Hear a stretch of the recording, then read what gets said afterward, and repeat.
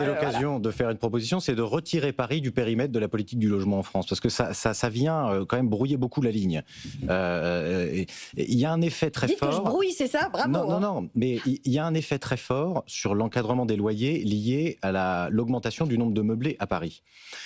Le régime LMNP fonctionnait et existait déjà avant la mise en place de l'encadrement des loyers dans sa première mouture qui a changé 10 fois depuis qu'on le connaît.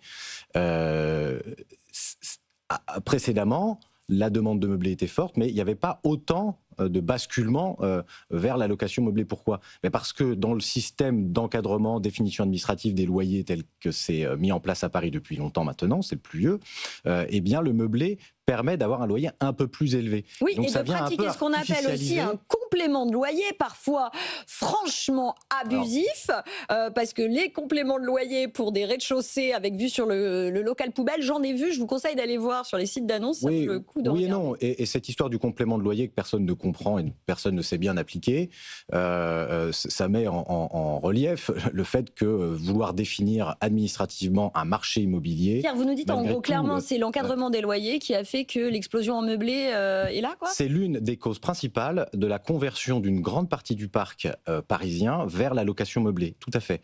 Et sans l'encadrement des loyers, ça ne se serait pas opéré de la même manière. Voilà. Je ne fais pas une critique là spécifique sur l'encadrement des loyers, même si je pourrais le faire avec forte conviction, mais je fais un constat... on y dira 2 heures, je pense. C'est un constat que l'on fait chez Clameur, l'Observatoire de loyer des marchés immobiliers, et qu'on va essayer de mettre en valeur lors de notre prochaine conférence de presse, c'est l'impact de l'encadrement des loyers sur les marchés. Et je parle, mis à part la province, parce qu'en province, il y a une très forte demande, notamment des étudiants, des personnes en mobilité. Et je ne dis pas qu'il n'y en a pas à Paris, parce qu'il y en a une très forte, et plus selon les quartiers et les catégories de personnes, parce qu'il y a beaucoup plus de mobilité à Paris. Mais en province, le logement étudiant dans les résidences étudiantes, mais aussi dans le diffus. Il y a beaucoup de locations meublées maintenant dans le diffus. Et les habitudes sont à avoir des appartements meublés clés en main, presque même jusqu'à le compteur d'électricité, l'abonnement Internet, etc. Les locataires veulent venir clés en main. Jeunes professionnels en mobilité, reconversion, familles qui se disloquent parfois malheureusement, et les étudiants. Et ça répond vraiment à une offre. Et donc venir...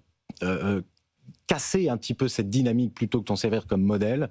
À la fois, ça déroute les investisseurs qui se détournent de l'investissement immobilier tout court, mais aussi ça vient gratter une offre qui est pourtant nécessaire et importante pour les locataires, pour ceux qui cherchent des logements.